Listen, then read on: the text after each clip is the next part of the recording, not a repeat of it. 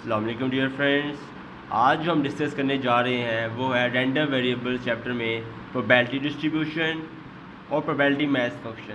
This is very important topic. इसके अलावा इंशाल्लाह हम डिस्ट्रीब्यूशन फंक्शन को भी डिस्कस करेंगे, फिर प्रोबेबिलिटी डिस्ट्रीब्यूशन और डिस्ट्रीब्यूशन फंक्शन की एग्जांपल्स वगैरह को भी डिस्कस करेंगे। चलें वीडियो को हम इंशाल्लाह शुरू करते हैं। तो वीडियो को एंड तक आप लाजमी देखिएगा ताकि आपके कॉन्सेप्ट क्लियर हो सकें। चलें वीडियो को शुरू करते हैं। सबसे पहले डेफिनेशन है हमारे पास प्रोबेबिलिटी डिस्ट्रीब्यूशन। प्रोबेबिलिटी डिस्ट्रीब्यूशन का दूसरा नाम है प्रोबेबिलिटी मैथ फंक्शन। अगर पेपर में डेफिनेशन आती है प्रोबेबिलिटी डिस्ट्रीब्यूशन तो आपने वो जो मैं डेफिनेशन लिखूंगा वही लिखनी है। प्रोबेबिलिटी मैथ फंक्शन की डेफिनेशन आ जाए तो दोनों की डेफिनेशन सेम है। वो डेफिनेशन क्या है, सिंपल आप कह सकते हो इजी वर्डिंग में। पहले आपको डेफिनेशन लिखा है तो फिर आपको समझा दूंगा इंशाल्लाह। An arrangement of probabilities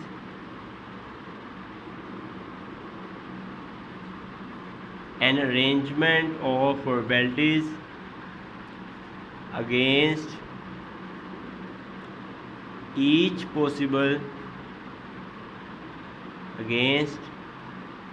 possible value of discrete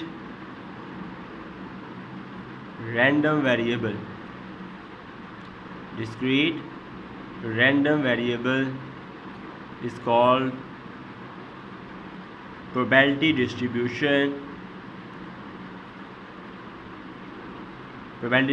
भी कह सकते हैं या फिर आप कह सकते हैं प्रोबेबिलिटी मैथ फंक्शन। क्या लिखी डेफिनेशन?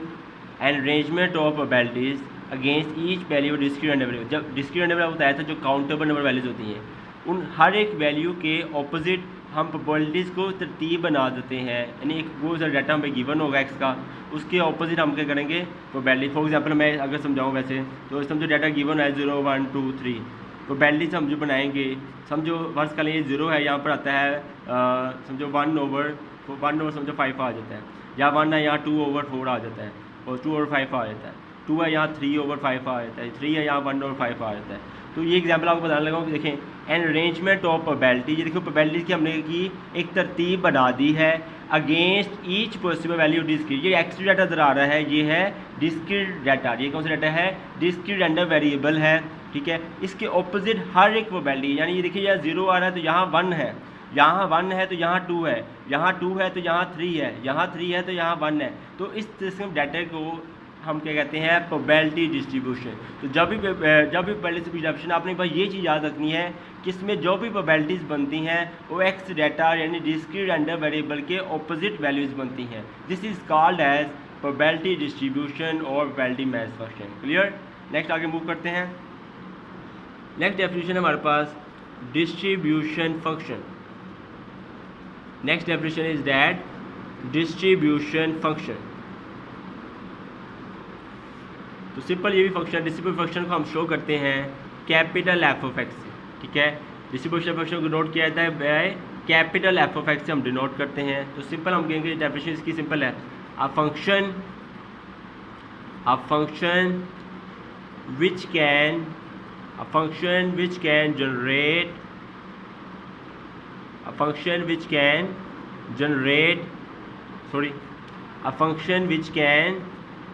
generate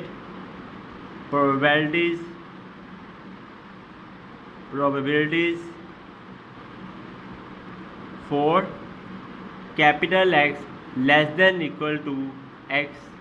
ये कैपिटल एक्स और ये क्या आपका स्मॉल एक्स है, यही चीज़ जो है वो डिस्ट्रीब्यूशन फंक्शन को शो करेगी। यानी function which can generate probability, जो प्रोबेबिलिटी को करता हो जनरेट करता हो या पैदा करता हो, किसके लिए जनरेट करता हो? For capital X less than equal to X के लिए इज कॉल्ड डिस्ट्रीब्यूशन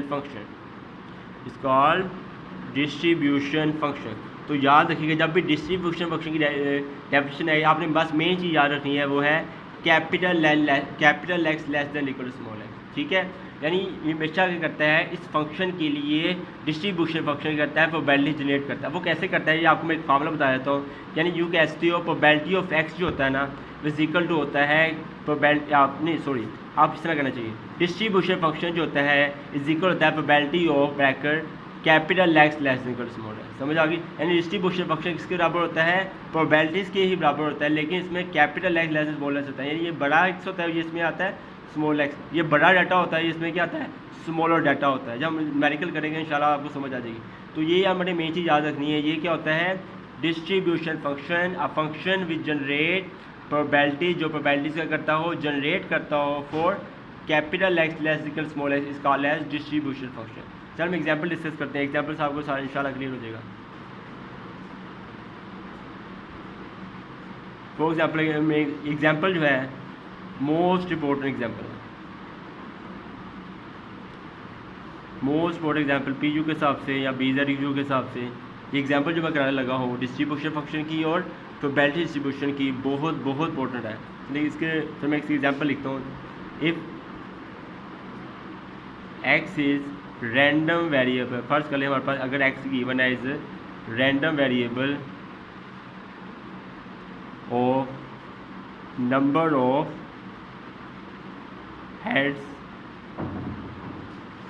मैंने लिखा है F X is random variable of number of heads when we toss two coins, दो कॉइंस भी ले सकते, तीन कॉइंस भी ले सकते हैं, लेकिन मैंने अपने हिसाब से ले लिया कि एक्स रैंडम वेरिएबल है, उसमें नंबर ऑफ एक्स जो है नंबर ऑफ हेड्स की तादाद है। When we toss two coins then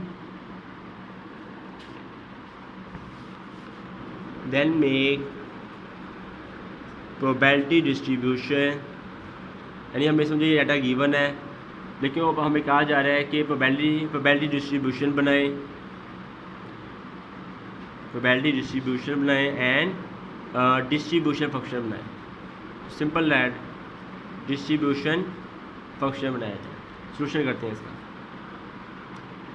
चूँकि गिवन हमें है कि x जो है वो क्या है?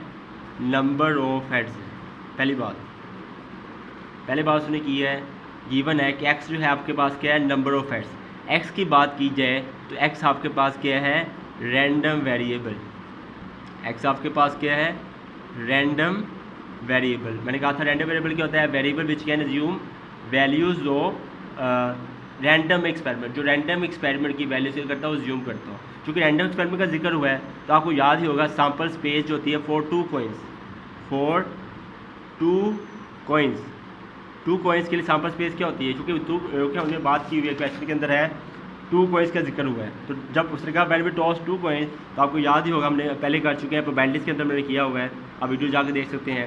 उसमें हमें पता है हेड जब टू कॉइंस होते हैं head tail head and tail आता है। तो आपको याद ही होगा जब टू कॉइंस होते हैं उसमें सैम्पल स्पेस क्या होती है? 4 एलिमेंट्स होते हैं, आपको बताया था 4 आउटकम्स होते हैं, head tail head and tail होते हैं। ठीक है, तो रैंडम वेरिएबल को पता लग गया होगा कि क्या होती है definition? A variable which can assume values of random experiment. अब इसको यूज़ करने से हम x की वैल्यूज़ निकालेंगे। x तो नंबर ऑफ हेड्स है, लेकिन ये नहीं पता कितने हैं, वो हम वैल्यूज़ कैसे निकालेंगे, अज्यूम वैल्यूज़ कैसे करेंगे? रैंडम एक्सपेरिमेंट से करेंगे, यानी कि सैम्पल स्पेस से करेंगे। वो कैसे आपको सामने ही है। अब इसमें गौर से देखो हेड कितनी दफ़ा है? यहाँ पर हेड 2 दफ़ा है, ये मैंने लिख दिया 2। क्लियर है? यहाँ पर ये हेड डॉट, क्योंकि बात हो रही है नंबर ऑफ हेड्स की, बात किसकी हो रही है? हेड्स की तादाद की बात हो रही है। तो हेड कितनी दफ़ा है? 2 दफ़ा, मैंने 2 दफ़ा लिख दिया। इसमें हेड कितनी दफ़ा बताइए ज़रा? हेड 1 दफ़ा है, चले 1 दफ़ा लिख दिया। हेड इसमें कितनी दफ़ा है? हेड 1 दफ़ा है, तो मैंने 1 दफ़ा लिया। हेड कितनी दफ़ा है? इसमें हेड तो है ही नहीं है, तो क्या लिखूँगा मैं? 0 लिखिए। तो गौर से देखा जाए तो एक्स हमारे पास डाटा जो जनरेट किया है वो है 0 1 2, 1 रिपीट हो रहा है, हम 1 एक से लिख सकते हैं। तो देखो मैंने नंबर ऑफ हेड्स हमें पता नहीं थे, हमने किस तरह किया? रैंडम एक्सपेरिमेंट को यूज़ किया। रैंडम वेरिएबल की डेफिनेशन जो हमने कही थी कि random variable which can assume values of random experiment, जो रैंडम एक्सपेरिमेंट की वैल्यूज़ क्या करता है? अज्यूम करता है। हमने वैल्यूज एज्यूम की हैं, this is called as random variable. Clear है? तुम्हारे पास एक्स नंबर ऑफ हेड्स हमें पता नहीं थे, तो रैंडम एक्सपेरिमेंट निकाल लिए, एक्स हमारे पास डाटा आ गया, चले 0 1 2। ठीक है, चले हम टेबल बनाते हैं। एक्स हमारे पास डाटा आ गया है, चले 0 1 एंड 2। क्लियर हो गया यहाँ तक? अब हमने क्या निकालनी है? इनकी प्रोबेबिलिटीज़ निकालनी है। क्या निकालनी है? हमने प्रोबेबिलिटी निकालनी है। सिंपल चीज़ है, कोई इतनी मुश्किल है नहीं। प्रोबेबिलिटी आपको याद है, हमने इसकी प्रोबेबिलिटी लेदा निकालनी, इसकी लेदा है, इसकी लेदा है। सिंपल हम कहते हैं इसको probability of 0 is equal to, next probability of 1 लिख देते हैं, नेक्स्ट लिख देते हैं प्रोबेबिलिटी ऑफ 2। हर एक की एसोसिएटिव प्रोबेबिलिटी निकालने लगे। तो वैल्यू ऑफ जीरो की बात की जाए, आपको डेफिनेशन याद है, मैं पहले मैंने बताई हुई डेफिनेशन होती है नंबर इन ए व नंबर इन सैम्पल स्पेस। क्योंकि यहाँ जीरो है तो यहाँ जीरो आएगा, यहाँ ए है तो यहाँ ए आएगा, यहाँ देखा जाए तो number in one divide number in sample space, जो चीज़ इधर है वो चीज़ इधर आएगी। लास्ट की बात है तो number into divide number in samples. अब गौर से देखिएगा, पहली बात करिए टोटल वैल्यूज कितनी है 4 है, एंड पे वैल्यू सैम्पल स्पेस की आएगी, हमारे पास सैम्पल स्पेस जो आएगी वो आएगी 4। ये तो हमें क्लियर पता लग गया। अब देखें क्या लिखा है नंबर इन जीरो, ये तो पता लग गया है 4 है, मैं लिख देता हूँ चले पहले ही, ये भी 4 है, ये भी 4 है सैम्पल स्पेस। अब देखें क्या नंबर इन जीरो, जीरो की तादाद कितनी है। अब देखें ये पूरा डाटा था, ये देखें इसमें ये पूरे डाटे के अंदर जीरो की तादाद कितनी दफ़ा है, जीरो देखा जाए तो जस्ट वन टाइम है, जीरो देखा जाए तो कितनी दफ़ा है, जस्ट वन टाइम है, तो मैंने लिख दिया यहाँ पर 1/4। क्लियर। बाहर देखने क्या लिखा उसने नंबर इन जीरो, जीरो में तादाद, जीरो की तादाद कितनी है, तो मैंने कहा जब डाटा देखा जीरो की तादाद एक दफ़ा है, तो मैंने लिख दिया यहाँ 1/4। अब इसकी बारी करते हैं, नंबर इन वन, वन की तादाद कितनी है, वन की तादाद देखो कितनी दफ़ा है 1 2, दो दफ़ा है, तो मैंने यहाँ लिख दिया 2/4। क्लियर। नेक्स्ट आते हैं नंबर इन टू, यानी दो की तादाद कितनी है, इस पूरे डाटा में देखा दो की तादाद सिर्फ एक दफ़ा है, दो की तादाद जस्ट 1 है, तो यहाँ लिख दिया मैंने 1/4। क्लियर हो गया मसला। इनको करता हूँ मैं सब वाली को कहता हूँ ऐड करता हूँ।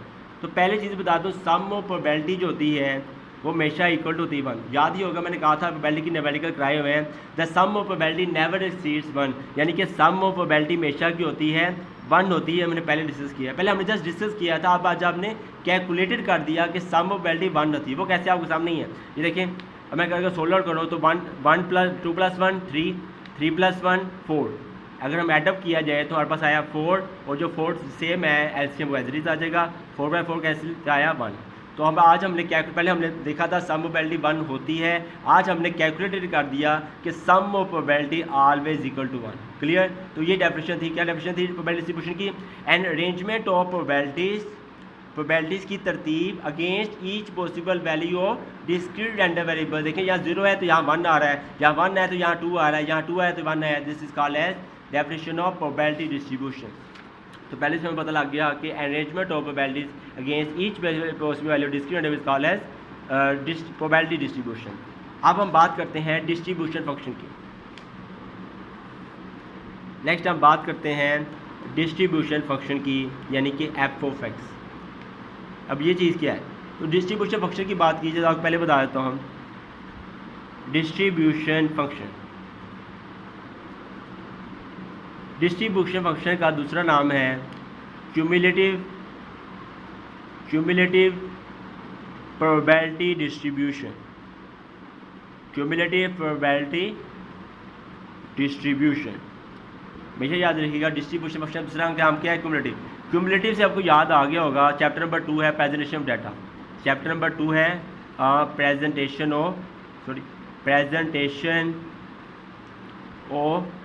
Presentation of data.